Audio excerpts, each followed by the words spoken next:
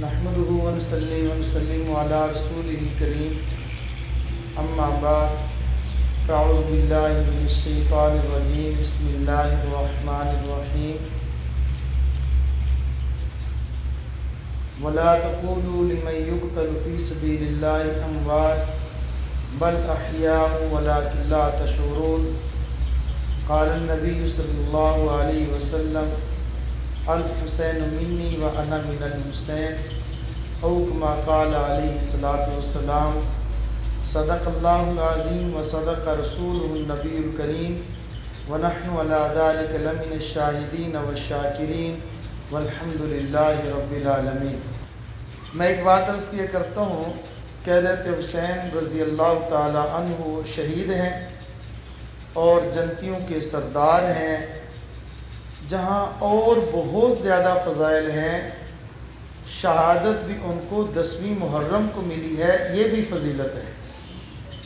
اور 10ویں محرم کے فضائل حضرت حسین رضی اللہ تعالی عنہ کی شہادت کی وجہ سے نہیں ہے، بلکہ 10ویں محرم کے فضائل حضرت حسین رضی اللہ تعالی عنہ کی شہادت سے پہلے کے بھی ہیں۔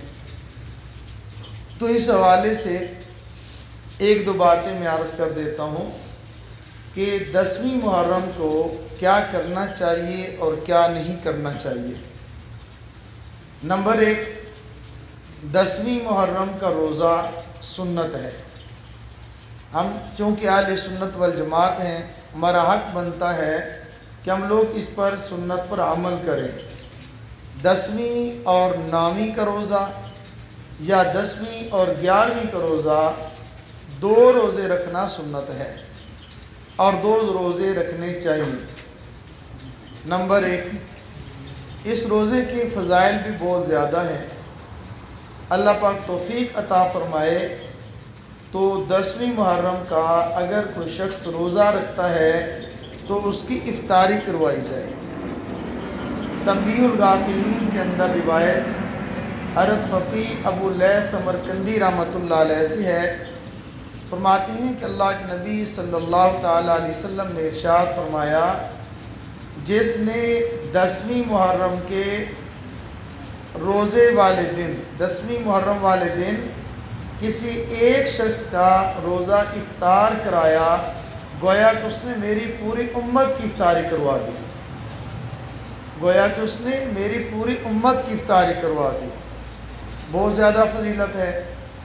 اور ایک روایت کے اندر یہ آتا ہے کہ جس شخص نے اپنے گھر والوں پر مال کے خرچ کرنے کے اندر وسعت کی، اللہ پاک اس کے مال میں 1 سال کے لیے وسعت عطا فرما دیں گے۔ اپنے گھر والوں پر، یہ تو اپنے گھر والوں پر خرچ کرنے کی یہ فضیلت ہے۔ اگر کوئی شخص مسکینوں، غریبوں، یتیموں، بیواؤں، دوسرے لوگوں پر خرچ کرے گا تو وہ شاید اس سے بھی زیادہ اللہ تعالیٰ اس کو اجر عطا فرمائیں گے۔ نمبر 1، روزہ رکھنا۔ نمبر 2، افطاری کروانا۔ اور نمبر 3، اپنے گھر والوں پر خرچ کرنے کے اندر وسعت پیدا کرنا۔ یہ 3 کام کرنے والے ہیں۔ روزہ رکھنا سنت بھی ہے، یہ تو شہادت سے پہلے کا ہے، جو اللہ کے نبی صلی اللہ تعالیٰ علیہ وسلم نے اپنی زندگی میں یوم عاشور کے روزہ کے فضائل بیان فرمائے ہیں۔ یہ تو شہادت حسین رضی اللہ تعالیٰ عنہ سے پہلے کے ہیں۔ میں ایک ذوق عرض کرتا ہوں، جیسے حضرت مولانا نے فرمایا اپنا اپنا ذوق ہوتا ہے، تو میں یہ کہتا ہوں کہ سنت پہلے سے بھی ہے، اور 10ویں محرم کے بعد حسینیت کا تقاضا ہے کہ روزہ رکھا جائے۔ حسینیت کا تقاضا ہے کہ روزہ رکھا جائے۔ وہ کیسے؟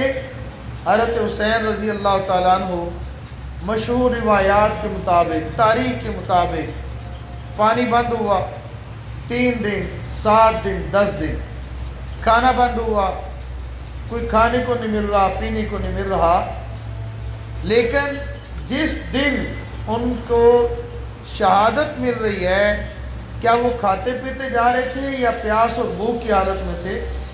پیاس اور بھوک کی حالت میں، روزے کی حالت میں انہوں نے اپنی جان آفرین کے سپرد فرما دی، تو یہ تقاضا بنتا ہے کہ حضرت حسین رضی اللہ تعالیٰ عنہ کی شباہت، ان کی نقل اختیار کی جائے۔ نقل کا بھی تقاضا یہ ہے کہ اس دن روزہ رکھا جائے، اور عقل کا تقاضا یہ بھی ہے کہ اس دن روزہ رکھا جائے۔ روزے کی حالت کے اندر عجیب اتفاق ہے، عین شہادت کے وقت سبیلیں چل رہی ہوتی ہیں، عین شہادت کے وقت چاول چل رہے ہوتے ہیں، کھانا تقسیم ہو رہا ہوتا ہے۔ نہیں عزیزو، نہیں میرے دوستو، شہادت کے وقت نہیں، وہ تو عین افطاری کا وقت ہے، روزے کا عالم ہے۔ اس لیے حضرت حسین رضی اللہ تعالیٰ عنہ سے محبت کا تقاضا یہ ہے کہ روزے کی حالت میں اس دن گزارا جائے، 9ویں اور 10ویں یا 10ویں اور 11ویں، یہ 2 روزے رکھے جائیں۔ نمبر 3، جیسے حضرت مولانا فرما رہے تھے کہ حسینیت کیا ہے، توجہ فرمائیے گا۔ حضرت حسین رضی اللہ تعالیٰ عنہ شہید ہو رہے ہیں سجدے کی حالت میں، حضرت حسین شہید ہو رہے ہیں سجدے کی حالت میں۔ سجدہ کرنا حسینیت ہے، اور مسجد میں نہ جانا اس سے بڑی یزیدیت کوئی نہیں ہے۔ سجدہ کرنا حسینیت ہے، اور سجدے سے رک جانا، مسجد میں نہ جانا، اپنے سر کو اللہ کے سامنے نہ جھکانا، اس سے بڑی یزیدیت کوئی نہیں ہے۔ حضرت حسین رضی اللہ تعالیٰ عنہ نے مجھے اور آپ کو اپنا سر سجدے کی حالت میں کٹا کر، جدا اپنے جسم سے کروا کر ایک درس دیا ہے۔ حسینیت حق کے سامنے سر جھکانا اور باطل کے سامنے سر کو کٹانا، یہ حسینیت ہے۔ باطل کے سامنے جھک جانے کو حسینیت نہیں کہتے، بلکہ حسینیت جس کو باطل سمجھا، حق نہیں سمجھا، اس کے سامنے ڈٹ جاؤ، چاہے کٹ جاؤ۔ کٹنا تو گوارا ہے، مگر اس کے سامنے جھکنا گوارا نہیں ہے۔ تو میرے عزیز دوستو، اللہ کے نام پر اپنے جان کو قربان کرنا، اپنے مال کو قربان کرنا، اپنے خاندان کو پیش کرنا، یہ حسینیت ہے۔ اللہ تعالیٰ مجھے بھی آپ کو بھی حضرت حسین والی زندگی عطا فرمائے، اور حضرت حسین والی ہی شہادت اور موت نصیب فرمائے، ان سے محبت عطا فرمائے۔